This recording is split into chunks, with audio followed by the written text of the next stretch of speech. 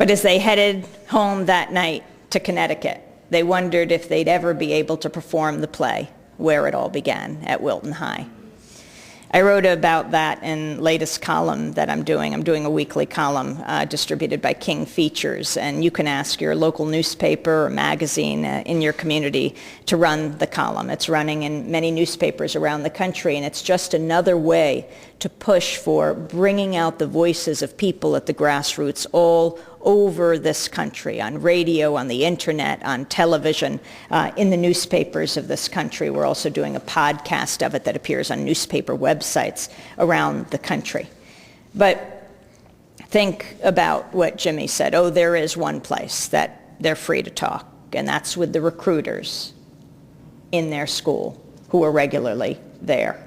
Which brings me to Carlos Arredondo. Carlos and Melide, his wife, are here today as well. Where are you, Carlos and Melide? Right here.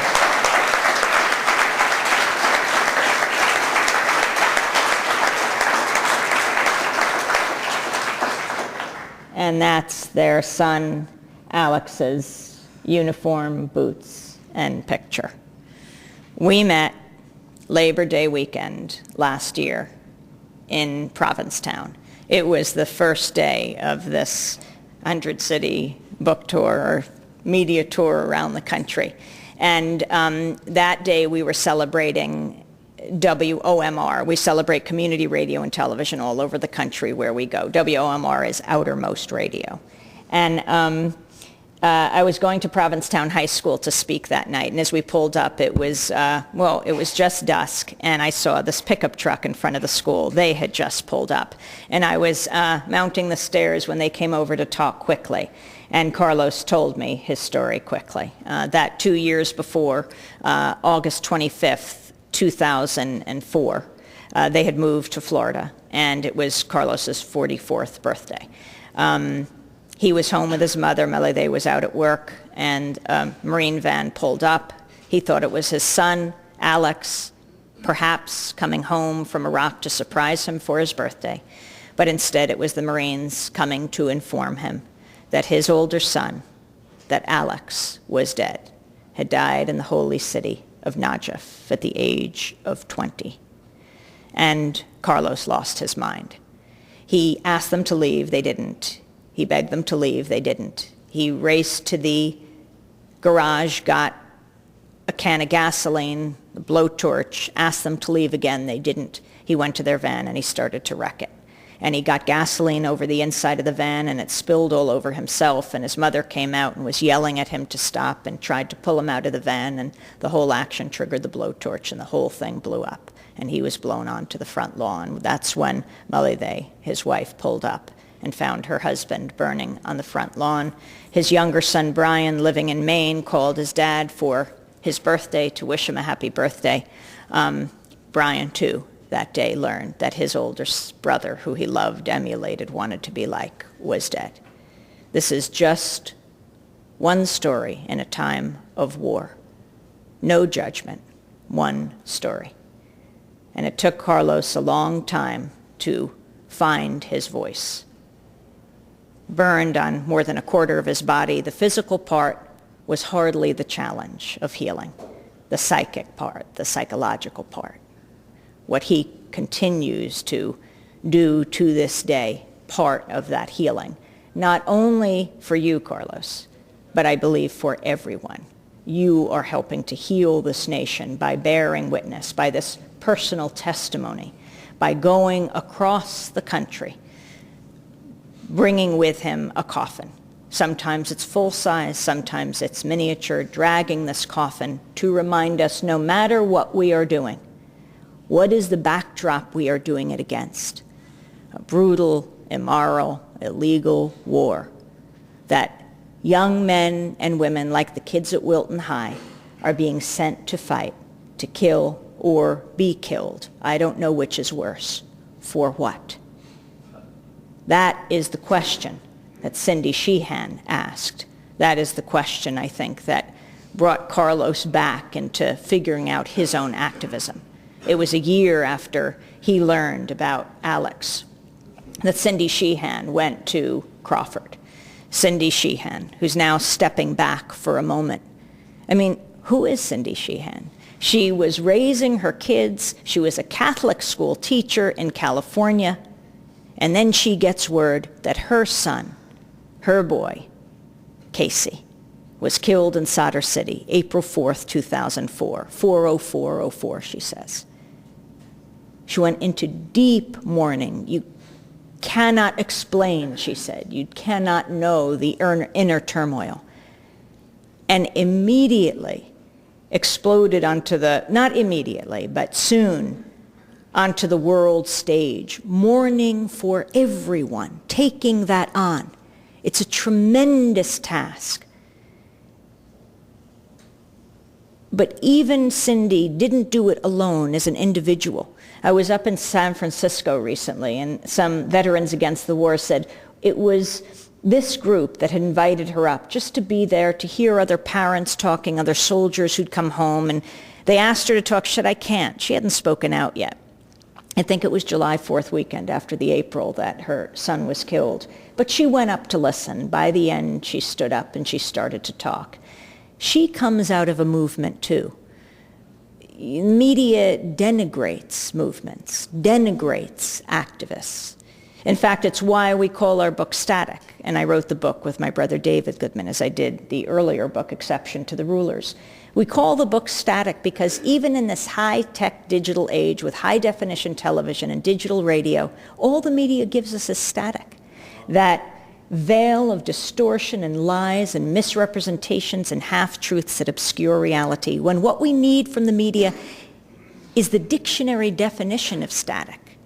Criticism, opposition, unwanted interference. We need a media that covers power, not covers for power. A media that is the fourth estate, not for the state. And a media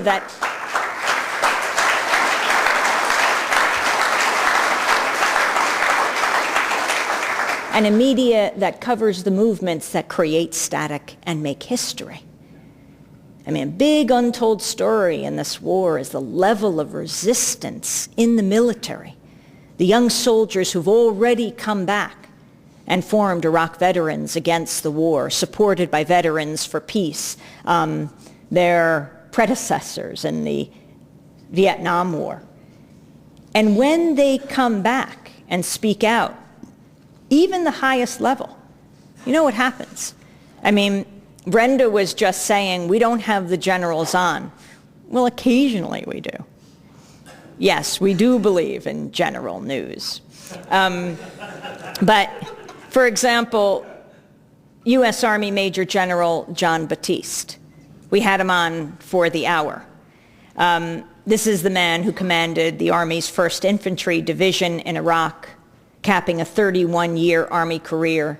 He was about to get his 3rd star, and he stepped back. He resigned in protest of the war. And CBS did hire him as a paid news consultant.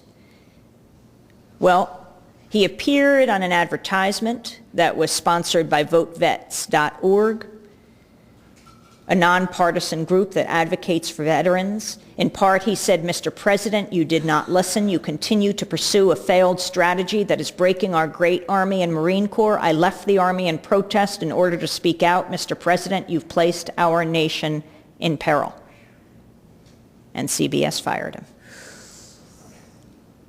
CBS, which runs our airwaves, they may be a private corporation like General Electric is, which still runs NBC, and Disney, which runs ABC, but they are leasing the public airwaves, and they have a responsibility to bring out the full spectrum of opinion. When I questioned CNN's vice president a few years ago about why they put generals on the payroll, but they don't put peace activists on the payroll, they said because the generals are advocates, no, the generals are analysts, and the peace activists are advocates. I need an analyst to figure out that one, but the generals are analysts, and the peace activists are advocates. I said, forget paying the peace activists. Why not just interview them? But that was his reason for not bringing them in. Yes, the generals are analysts until they take the position that General John Batiste did. You are an analyst if you advocate for war. If you share the establishment consensus, you become an advocate when you dissent. We need a media that is a sanctuary of dissent. That's what will make us safer. That is the noble use that the airwaves must be put to shore up a democratic society. That is the last reserve of a democratic society. MoveOn then passed around a petition that over 230,000 people signed to reinstate General Batiste on the airwaves as a paid commentator for CBS, but they said no. Back to the soldiers and those that speak out, dare to speak out. Cindy Sheehan went to the Veterans for Peace Convention in Dallas, August 5th, 2005. She gave her speech and extemporaneously said that since she was in Texas anyway, she'd go to Crawford the next day, where President Bush had begun one of the longest vacations in presidential history. And she would go there to ask the president a question. For what noble cause did my son die? So she picked up with a few veterans in a small caravan, headed to Crawford, and took up in a residence in a ditch right outside the presidential estate. We won't call it a ranch because it isn't. And they just remained there and continued to ask the question. Now, the White House press corps was there. Yes, the White House press corps, not known for their independence. But beware of even them in the dead of a Texas summer, 110-degree weather, day after day after day, not enjoying the access of evil that they're used to. That's right, the access of evil. Trading truth for access. What they do on a regular basis to be able to say, I got that 8-second or 9-second soundbite, and you think what is sacrificed in the process. But here they were not getting the access. They were annoyed, and this woman wouldn't stop. Relentless, persistent, just down the road. For what noble cause did my son die? Asking for just an hour of the president's time. And so they put the question to the president. It shows the power of the press. They have an access most people don't enjoy. And when they put an important question to the president has to answer. And he said, when they asked him, why won't you meet with this grieving mother? He said, I have to get on with my life too. The Atlanta Journal-Constitution reported that day that he went mountain bike riding for 2 hours. He fished, he napped, he took in a Little League luncheon, and he reportedly did some reading. I can't verify that.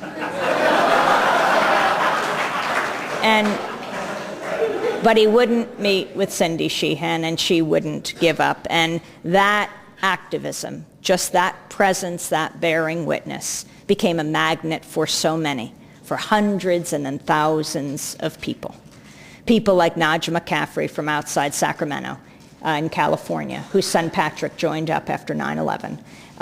He felt he wanted to give back to his country, protect his country in time of attack. Then he was deployed to Iraq. He didn't understand the connection. He wanted to protect his country, defend it against those who would attack us. He didn't see the connection with Iraq. He sat with his mother. She didn't want him to go. In the end, he decided he would go to protect his buddies. He went to Iraq, wrote home for deflated soccer balls and candy for the Iraqi kids. He ultimately died there. And when his casket was sent home, Najah, his mother, engaged in a revolutionary act in this country, in this day, in this time when we have a president that has invoked the executive order that says you can't photograph, film, videotape the flag-draped coffins of soldiers coming home. She invited the press to Sacramento International Airport. She encouraged the photographers to snap away, the videographers to turn on their cameras, the filmmakers to film. She said, my son didn't go to Iraq in darkness. I don't want him coming home in darkness. That's how she chose to memorialize her son. And then she headed to Crawford. Then there was Patricia Roberts, whose son Jamal Addison, first National Guardsman to die in Georgia since World War II, set up a fund for him so that young African Americans wouldn't have to detour through Iraq to get a college education. And she headed to Iraq. And there was Becky Lowry, the state legislator from Minnesota. I learned her story 2 Memorial Days ago. I had gone to speak at Northland College for their graduation up in Ashland, Wisconsin. Driving through Minneapolis, I get the Pioneer Press, and I see this headline, Memorial Day, Death in the Family. It's about the state legislator. She'd introduced an anti-war resolution before the war. She'd confronted Donald Rumsfeld over no-bid Halliburton contracts that were doing the soldiers no good, but that's not what the article was about. It was about her son, Matt, who died 2 Memorial Days ago in Iraq. And she headed to Iraq. All of these women, and so, of course, Democracy Now! Headed so she headed to Crawford. And so Democracy Now! Headed to Crawford as well, to bring out the voices of these people in mourning, in sorrow, in protest, who were gathering outside the president's estate, which apparently is up for sale right now. And Becky Lowry said, with our children dying, who will be our future leaders? Well, I think Becky and Patricia, Nadja, Cindy, these are the leaders of this country. Beware of mothers who have nothing left to lose.